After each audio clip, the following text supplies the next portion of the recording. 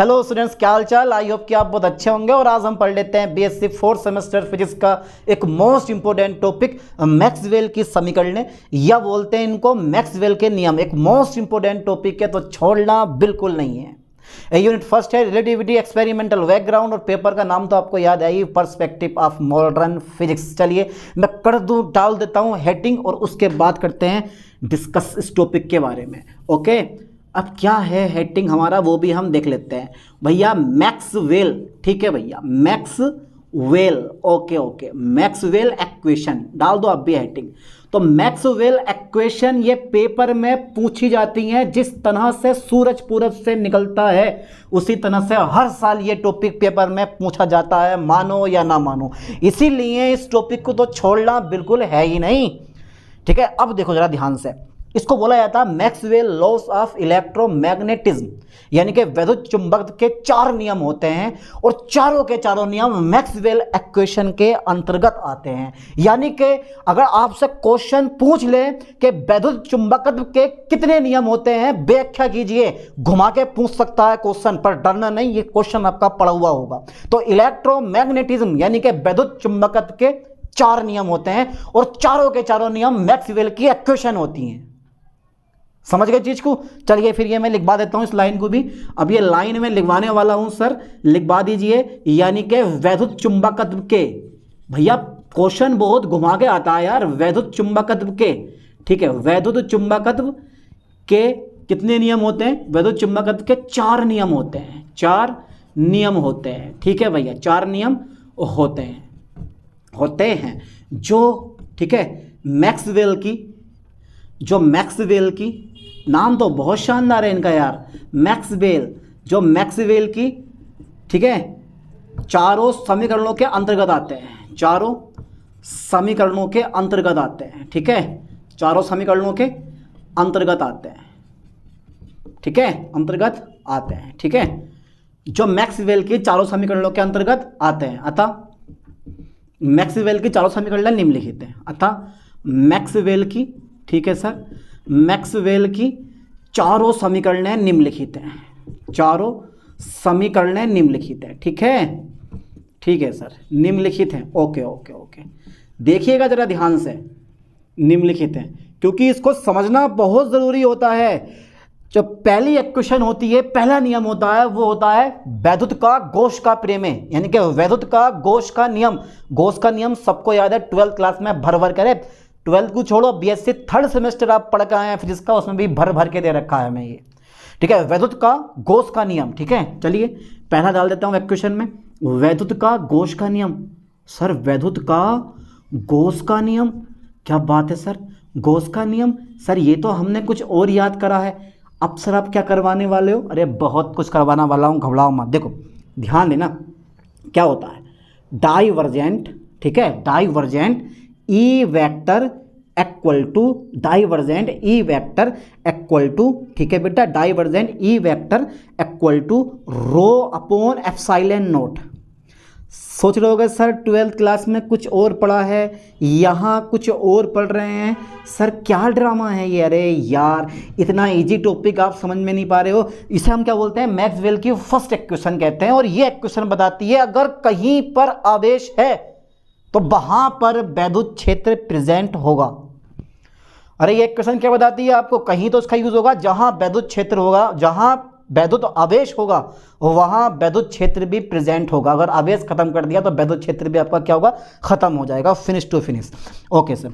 अच्छा rho, sir ये तो रो क्या है, ये है वॉल्यूम चार्ज डेंसिटी, यानी कि आयतन आवेश घनत्व। जहां हाँ सर, जहां रो क्या है, इसको बोलते हैं आयतन आवेश घनत्व, आयतन आवेश घनत्व। ओके सर, ओके, आयतन आवेश घनत्व है ये। ठीक है सर, आयतन आवेश घनत्व। अब परिभाषा क्या होगी कि भाई इस नियम के अनुसार, ओके सर, इस नियम के अनुसार, ठीक है, इस नियम के अनुसार किसी बंद पथ या किसी बंद, चलिए पथ लिख दे रहा हूं मैं, किसी बंद पथ द्वारा, इस नियम के अनुसार किसी बंद पथ द्वारा, किसी बंद पथ से बोलता हूं, किसी बंद पथ से गुजरने वाला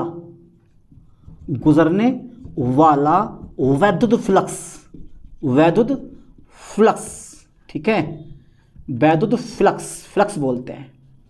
ओके सर, ठीक है, लाइन पे ध्यान दो कि इस नियम के अनुसार किसी बंद पथ से गुजरने वाला वैद्युत फ्लक्स, ठीक है, किसी बंद पथ से गुजरने वाला वैद्युत फ्लक्स या किसी बंद पथ से गुजरने वाला वैद्युत फ्लक्स उस पथ द्वारा घिरे कुल आवेश का, ठीक है, उस पथ द्वारा, ठीक है, उस पथ द्वारा घिरे, पथ द्वारा घिरे कुल आवेश का, घिरे कुल आवेश का, ठीक है, कुल आवेश का कितना होता है 1/ε0 गुना होता है, गुना होता है, ठीक है, होता है, ठीक है, घिरे कुल आवेश का 1/ε0 गुना होता है, जहां ε0 क्या है, निर्वात की वैद्युतशीलता होती है। अब इस लो को आप क्या लिख सकते हो, या आप ऐसे भी लिख सकते हो भाई, del vector dot E vector equal to Q/ε0, नहीं क्यू नहीं, ρ/ε0,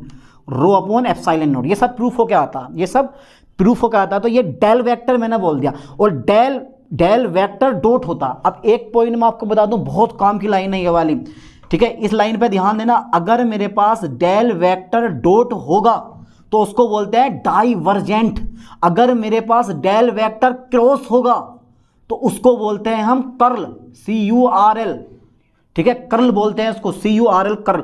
और अगर मेरे पास खाली डेल वेक्टर है तो उसको बोलते हैं ग्रेडियंट, ग्रेडियंट।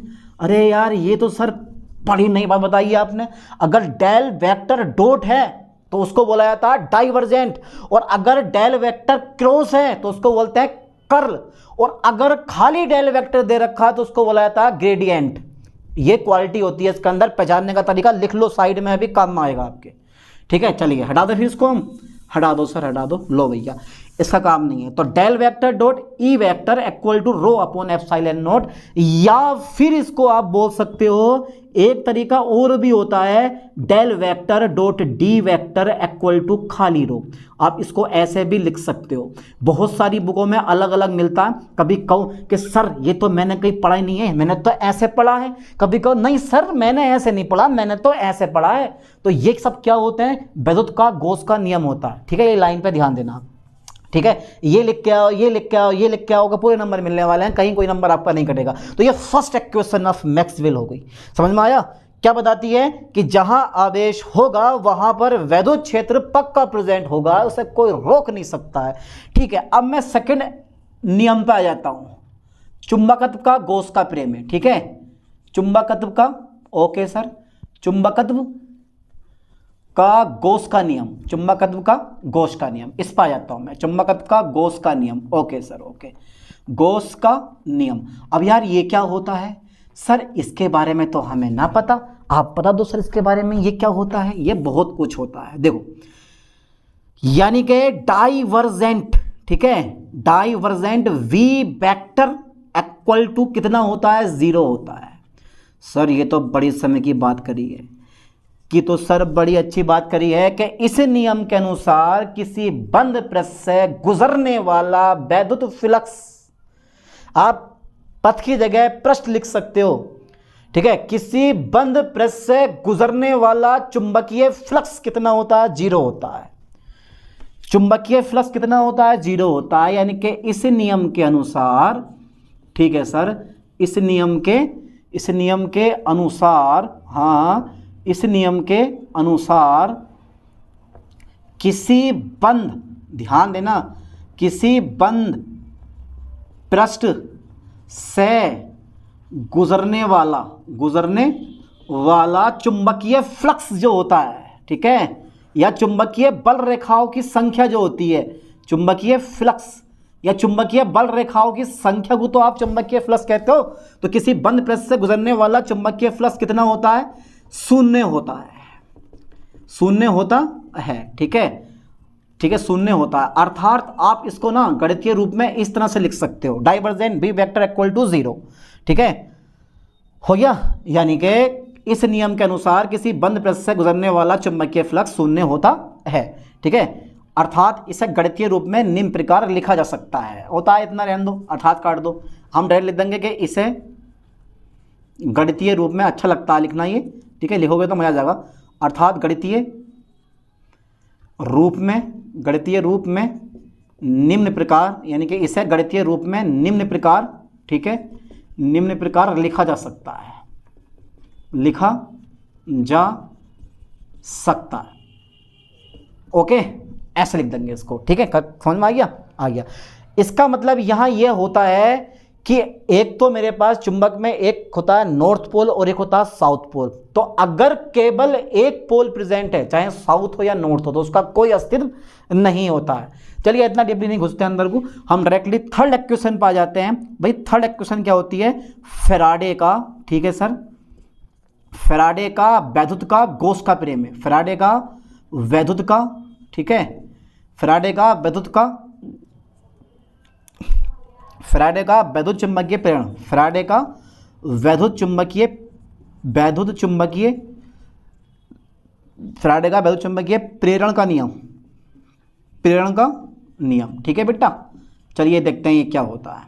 यानी कि फैराडे का वैद्युत चुंबकीय प्रेरण का नियम, देखो इसे गणितीय रूप में निम्न प्रकार लिखा जा सकता है, इसे गणितीय रूप में, गणितीय, इसको आप ना ऐसे लिख सकते हो, या लिख सकते हो del vector dot V vector equal to 0, इसको आप ऐसे भी लिख सकते हो, मर्जी है आपकी, ठीक है, ऐसे भी लिख सकते हो इसको आप। तो इसे गणितीय रूप में लिखा जा सकता है, इसे गणितीय रूप में निम्न प्रकार लिखा जा सकता है, ठीक है, निम्न प्रकार लिखा जा सकता है, इसे गणितीय रूप में निम्न प्रकार लिखा जा सकता है, लिखा जा सकता है। कैसे लिखा जा सकता है सर? कोई तो तरीका होगा लिखने का। हाँ, है एक तरीका लिखने का, मेरे पास बहुत सारे तरीके हैं, आप टेंशन मत लो। कर्ल, CURL, ठीक है, ये ध्यान देना बच्चा, ये क्या है तुम्हारे पास? कर्ल, ठीक है, कर्ल मेरे पास आ जाएगा गणितीय रूप में निम्न प्रकार लिखा जाता है, कर्ल E वेक्टर, ठीक है, इक्वल टू माइनस के DV वेक्टर अपॉन DT, ठीक है। या मैंने क्या बोला कि कर्ल E वेक्टर को आप लिख सकते हो del vector cross E vector, del vector cross E vector. अभी मैं लिखवा दूंगा, अभी घबराओ मत, ये मैंने शुरू में बता दिया आपको, ये मैंने मेरे दोस्त शुरू में बता दिया आपको, क्योंकि यार आप इंटेलिजेंट हो और मैं नहीं चाहता कि आप लूजर हो, मैं चाहता हूं कि हमेशा इंटेलिजेंट रहो, ठीक है। ये curl E vector equal to minus के del B vector upon del T vector, okay. यानी कि ये इक्वेशन आपको बताती है, या इस इक्वेशन से हमें पता चलता है कि परिवर्ती चुंबकीय क्षेत्र वैद्युत क्षेत्र उत्पन्न करता है। परिवर्ती चुंबकीय क्षेत्र जो होता है वो वैद्युत क्षेत्र उत्पन्न करता है। समझ में आया? चलिए देखते हैं फिर कि इस, यानी कि यह समीकरण बताती है, यानी कि यह नियम बताता है, यह नियम बताता है, ठीक है सर, यह नियम बताता है कि परिवर्ती, ध्यान देना, परिवर्ती, ठीक है, परिवर्ती चुंबकीय क्षेत्र, नॉट वैद्युत क्षेत्र, परिवर्ती चुंबकीय क्षेत्र, परिवर्ती चुंबकीय क्षेत्र जो होता है, परिवर्ती चुंबकीय क्षेत्र हमेशा, ध्यान देना, हमेशा वैद्युत क्षेत्र उत्पन्न करता है, वैद्युत क्षेत्र उत्पन्न करता है, परिवर्ती चुंबकीय क्षेत्र वैद्युत क्षेत्र उत्पन्न करता है, ठीक है, उत्पन्न करता है। ओके सर, ठीक है। तो यह नियम बताता है कि परिवर्ती चुंबकीय क्षेत्र और वैद्युत क्षेत्र क्या करता है? उत्पन्न करता है। ओके, 4 नियम हो गए हमारे, 3 हो गए हैं, फैराडे का वैद्युत चुंबकीय प्रेरण का नियम। ओके, अभी एक और रह गया। अच्छा, इसको मैं कैसे लिख सकता हूं? इसको मैं या करके लिख सकता हूं, कर्ल को मैंने बोला कि भाई मैं लिख सकता हूं, ठीक है, del vector cross E vector equal to minus के DB वेक्टर अपॉन DT, ठीक है, DB वेक्टर अपॉन DT। अब चारे हो तो E वेक्टर को आप, ठीक है, यानी कि XYZ डायरेक्शन में भी ले सकते हो, EX EY EZ भी कर सकते हो आप, मैं करवा नहीं रहा हूँ, कोई दिक्कत नहीं है, इससे हमारा काम चल जाएगा, ठीक है। या तो ऐसे लिखो या ऐसे लिखो, बात बराबर है, कोई आपका नंबर नहीं कटने वाला। कभी कहोगे यार सर ये है बुक में, तो मैंने क्या बोला, कर्ल को डेल वेक्टर क्रॉस से शो करते हैं और डाइवर्जेंस को डेल वेक्टर डॉट से शो करते हैं। चलिए यहाँ तक जल्दी फास्टली स्क्रीनशॉट ले लो, ले लिया होगा आप लोगों ने, कर दें इसको erase. Okay okay okay okay. तो क्वेश्चन को पूछने का तरीका देखना, किस तरह से क्वेश्चन पूछा जाता है और उसी के अकॉर्डिंग आप उसका आंसर दे के आना, ठीक है। कभी ऐसे ही ऊपर ही ऊपर कर रहे हो। चलिए देखते हैं, एक नया क्वेश्चन हो रहा है, यानी कि नया क्वेश्चन हो रहा है, चौथा नंबर। मैक्सवेल एम्पियर नियम, मैक्सवेल एम्पियर नियम, ठीक है, एम्पियर, मैक्सवेल एम्पियर का नियम। चलिए देखते हैं ये क्या होता है, मैक्सवेल एम्पियर का नियम, ठीक है, मैक्सवेल एम्पियर का नियम। ओके, देखते हैं ये नियम क्या बताता है आपको। चलिए सबसे पहले इसे हम गणितीय रूप में लिख लेते हैं। इसको मैं एरेंज कर देता हूँ, इसका हमारे पास अब कोई काम नहीं है, तो आप भी ज़रा स्क्रीनशॉट लेते रहना बिना घबराए। देखो, इसे गणितीय रूप में निम्न प्रकार लिखा जा सकता है, इसे गणितीय रूप में निम्न प्रकार लिखा जा सकता है, इसे गणितीय रूप में निम्न प्रकार लिखा जा सकता है, ठीक है। कैसे कैसे लिख सकते हो भैया, curl CURL, curl V vector, ठीक है, इक्वल टू म्यू नोट में बाहर लेता हूं, अंदर IC प्लस ID, यानी कि आप यहां पर J वेक्टर लिख सकते हो प्लस के, J वेक्टर प्लस के epsilon naught del E upon del T, del E upon del T, ठीक है। ये क्या है मेरे पास, ये जो है ना, ये मैक्सवेल एम्पियर परिपथीय नियम, पहले एम्पियर का नियम था, जब इन्होंने कंडेंसर यानी कि संधारित्र के लिए ये नियम अप्लाई करा तो अप्लाई नहीं हो सका, तो फिर उन्होंने एक एक्स्ट्रा डाला, ओल डाल दी, इसको बोलते हैं विस्थापन धारा। चलो छोड़ो, इसको बहुत लंबी कहानी पड़ जाएगी, डायरेक्टली अपने नियम पे आते हैं। तो इसे गणितीय रूप में निम्न प्रकार लिखा जा सकता है, कुछ इस तरह से इसको लिख सकते हो आप, curl B vector equal to mu naught, mu naught क्या, निर्वात की चुंबकशीलता होती है, ये ध्यान देना। जहां म्यू नोट लिख दो साहब नीचे को, कि जहां म्यू नोट क्या है, म्यू नोट क्या, निर्वात की क्या है, ये चुंबकशीलता है, निर्वात की चुंबकशीलता। ओके सर, ओके, ये निर्वात की क्या है, चुंबकशीलता। अच्छा, ये इक्वेशन हमें क्या बताती है, ये इक्वेशन हमें ये बताती है कि परिवर्ती वैद्युत क्षेत्र जो होता है वो चुंबकीय क्षेत्र उत्पन्न करता है। जिस तरह से इक्वेशन थर्ड हमें बताती है कि परिवर्ती चुंबकीय क्षेत्र वैद्युत क्षेत्र उत्पन्न करता है, इसी तरह से परिवर्ती वैद्युत क्षेत्र भी वो चुंबकीय क्षेत्र उत्पन्न करता है, ठीक है। चलिए, यानी कि यह नियम बताता है कि, ठीक है, यह नियम बताता है कि, यह नियम और बताता है कि, क्या बताता है वो भी हम चेक करते हैं। यह नियम बताता है कि परिवर्ती, ध्यान देना बेटे, परिवर्ती वैद्युत क्षेत्र, परिवर्ती वैद्युत क्षेत्र जो होता है, परिवर्ती वैद्युत क्षेत्र वो चुंबकीय क्षेत्र उत्पन्न करता है, चुंबकीय क्षेत्र उत्पन्न करता है, ठीक है। तो परिवर्ती वैद्युत क्षेत्र चुंबकीय क्षेत्र उत्पन्न करता है, या आप लिख सकते हो कि अगर आप वैद्युत क्षेत्र में परिवर्तन करते हो, अगर आप वैद्युत क्षेत्र में परिवर्तन करते हो तो वहां चुंबकीय क्षेत्र अपने आप उत्पन्न हो जाता। तो ये थे वैद्युत चुंबक के 4 नियम, जिनको आप बोलते हो मैक्सवेल की चारों समीकरणें। समझ में आ गया? तो चारों समीकरणें अलग लिख लो कहीं साइड में कि यार पहली इक्वेशन ये है, सेकंड इक्वेशन ये है, थर्ड इक्वेशन ये है और फोर्थ इक्वेशन हमारी ये है, ठीक है। पहला नंबर डालो कि यार ये वाली इक्वेशन ये होगी, दूसरा नंबर डालो कि ये वाली इक्वेशन ये होगी, तीसरा नंबर डालो ये वाली इक्वेशन ये होगी। और इसको आप थोड़ा सा ऐसा करके लिख सकते हो, ठीक है। कभी कहो कि सर ने ना लिखवाया ये, ठीक है। Del vector cross B vector, ठीक है, equal to mu naught J vector plus के epsilon naught del E upon del T, ठीक है। ऐसे करके आप लिख सकते हो, इसको इस टाइप से भी लिख सकते हो आप, ठीक है, ये डेल के फॉर्म में। तो जैसा आपका मन कर रहा है वैसे लिखो, कर्ल में लिख लो या इस डेल में लिख लो, बात वही है। इसको भी कर्ल कहते हो आप, इसको भी कर्ल कहते हो आप, ठीक है। चलिए मिलते हैं नेक्स्ट वीडियो में नेक्स्ट लेक्चर के साथ। थैंक्स।